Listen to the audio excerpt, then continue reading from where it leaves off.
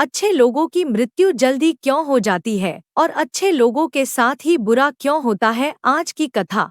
राधे राधे भक्तों, मैं हूँ देवी चंद्रप्रभा, आपका हार्दिक स्वागत करती हूँ श्री गोपाल सेवा समिति में। चैनल सब्सक्राइब जरूर करें ताकि धार्मिक वीडियो सबसे पहले अपने मोबाइल फोन पर प्राप्त कर सकें। सुनिए कथा। भक्तों, भगवान विष्णु ने माता लक्ष्मी को बताया कि हमेशा अच्छे लोगों की मृत्यु जल्दी क्यों हो जाती है और अच्छे लोगों के साथ ही बुरा क्यों होता है और बुरे लोगों के साथ बुरा क्यों नहीं होता है। अच्छे लोग सुखी जीवन क्यों नहीं जी पाते और बुरे लोगों को सुखी जीवन क्यों मिलता है। और जो लोग ज्यादा पूजा पाठ करते हैं, नित्य भगवान की पूजा आराधना करते रहते हैं, उन्हीं के साथ बुरा क्यों हो जाता है। दोस्तों, एक समय की बात है, भगवान श्री हरि विष्णु आकाश लोक में विश्राम कर रहे थे। तभी वहां पर माता लक्ष्मी पृथ्वी लोक का भ्रमण करके पहुंच जाती है। माता लक्ष्मी को देखकर भगवान श्री हरि विष्णु कहते हैं, प्रीतम आइए, आपका स्वागत है। आप किस लोक का भ्रमण कर रही थी। तब माता लक्ष्मी कहती है, हे स्वामी, मैं अभी अभी पृथ्वी लोक का भ्रमण करके आ रही हूँ।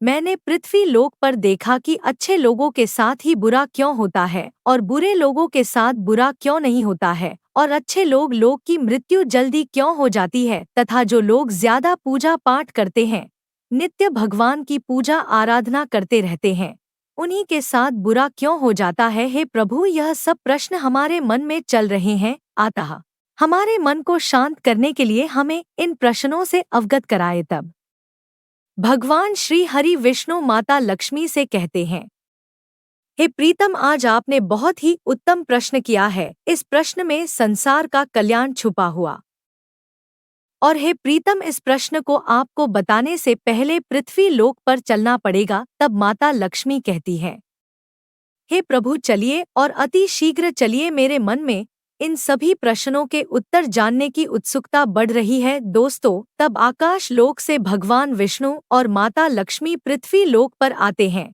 जहाँ पर एक बहुत सुंदर बगीचा होता है। उस बगीचा में तरह तरह के सुगंधित फूल और तरह तरह के फलों के पौधे लगे होते हैं और उसी गार्डन में जाकर भगवान विष्णु और माता लक्ष्मी विश्राम करने लगते हैं। तभी भगवान विष्णु कहते हैं, हे प्रीतम, अब हम आपको आपके सभी प्रश्नों के उत्तर एक कथा के माध्यम से बताते हैं, जिसको सुनने के बाद आपको सभी प्रश्नों के उत्तर मिल जाएंगे।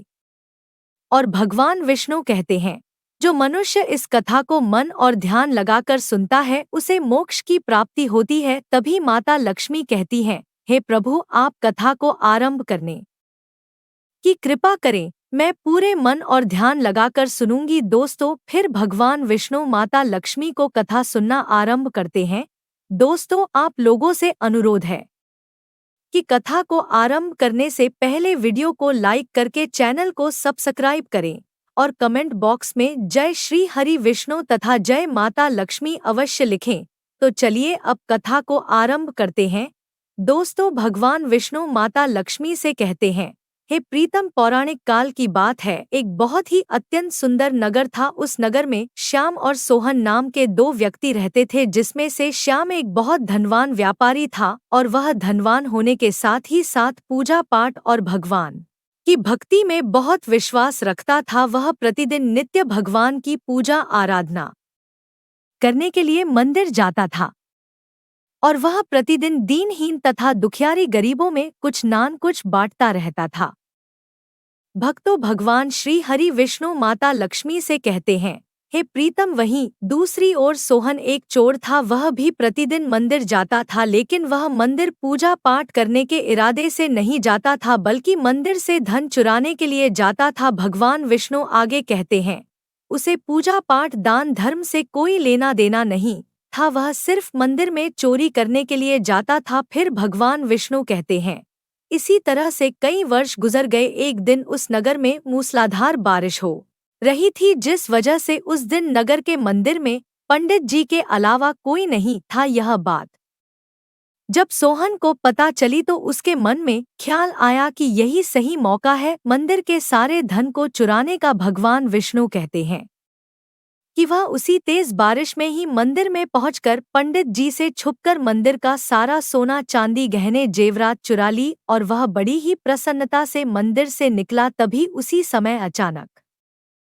ही मंदिर में वह दान धर्म में विश्वास रखने वाला श्याम नाम का व्यापारी पहुंच जाता है और उसने मंदिर में पहुंचकर भगवान के दर्शन किए। भगवान विष्णु आगे कहते हैं, हे प्रीतम, लेकिन दुर्भाग्यवश मंदिर के पुजारी ने उस व्यापारी को ही चोर समझ लिया और जोर जोर से शोर मचाने लगा। पुजारी के जोर जोर से शोर मचाने की वजह से मंदिर के पास लोगों की भीड़ जमा हो गई और सभी पुजारी की बातों में आकर श्याम नाम के व्यापारी को चोर समझने लगे और उसे अपशब्द कहकर अपमानित करने लगे। दोस्तों, फिर भगवान विष्णु कहते हैं, यह देखकर श्याम बहुत ही आश्चर्यचकित हो गया और उसे समझ नहीं आ रहा था कि उसने ऐसा क्या कर दिया है और उसके साथ ऐसा क्यों हो रहा है।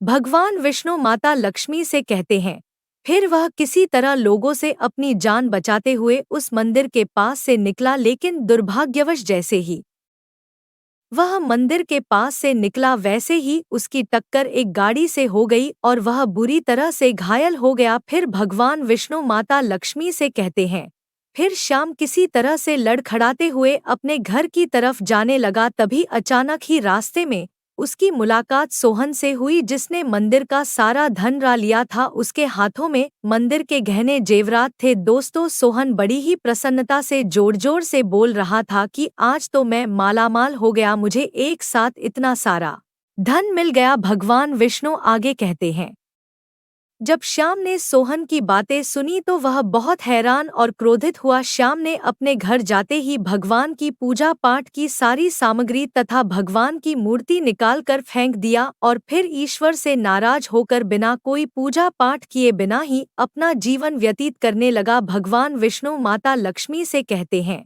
हे प्रीतम, कुछ वर्षों ऐसे ही व्यतीत करने लगा। भगवान विष्णु माता लक्ष्मी से कहते हैं, हे प्रीतम, कुछ वर्षों ऐसे ही व्यतीत होने के बाद एक दिन सोहन किसी मंदिर में फिर से चोरी करने गया, लेकिन इस बार दुर्भाग्यवश उसके भाग्य ने उसका साथ नहीं दिया। उसे उस मंदिर के पुजारी ने पकड़ लिया और जोर जोर से चिल्लाने लगा, कहने लगा, अरे कोई है, मंदिर से चोरी करके कोई जा रहा है, जो भी सुन रहा हो वह जल्दी आ जाए। दोस्तों, वहां पर गांव के काफी लोग इकट्ठे हो जाते हैं और सोहन को बहुत मारते हैं, जिसकी वजह से उसे अंदरूनी चोट लग जाती है। तभी वह रास्ते से जा रहा होता है और सामने से एक कार आती है, जिसके टक्कर होने से उसकी मृत्यु वहीं पर ही हो जाती है। भक्तों, जब दोनों यमराज की सभा में पहुंचते हैं तब श्याम ने अपने सामने सोहन को खड़ा देखा तो श्याम ने बड़े ही क्रोधित स्वर में यमराज से कहा कि मैंने तो अपने जीवन में हमेशा ही ईश्वर की पूजा आराधना, दान धर्म और अच्छे कर्म ही किए हैं, लेकिन मुझे सिर्फ दुख और अपमान के अलावा कुछ नहीं मिला। मुझे कभी भी जीवन का सुख नहीं मिला, लेकिन इसने ना तो कभी भी ईश्वर की पूजा आराधना की है और ना ही कभी किसी जरूरतमंद की सहायता की है। इसके साथ हमेशा ही अच्छा हुआ है और इसे हमेशा सुख ही सुख मिला है। श्याम के ऐसा कहने पर यमराज ने श्याम को बताया कि पुत्र, तुम बहुत ही गलत सोच रहे हो। जिस दिन तुम्हारी टक्कर एक गाड़ी से हो गई थी, वास्तव में उस दिन तुम्हारे जीवन का आखिरी दिन था, लेकिन तुम्हारे किए गए अच्छे कर्मों के कारण ही तुम्हारी मृत्यु एक छोटी सी चोट में परिवर्तित हो गई।